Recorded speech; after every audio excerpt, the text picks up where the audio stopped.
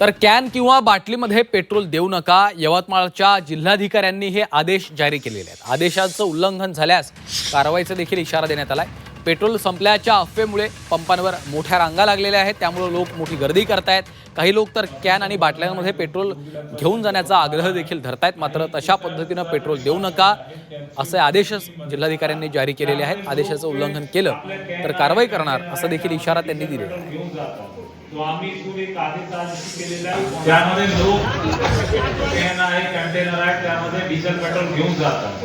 तो आम्ही इथून एक आदेश आज केलेला आहे, कोणालाही डिझेल आपला कंटेनर कॅन वगैरे मध्ये पेट्रोल या डिझेल देता कामा नये असा रीतीने आपण सत्य सूचना प्रत्येक आपल्या जे केबी संचालक आहे त्यांना दिलेली आहे। आणि त्याच्यावर जर काही अवहेलना झाली, काही उल्लंघन झालं तर आपण त्याच्यावर कारवाई करणार।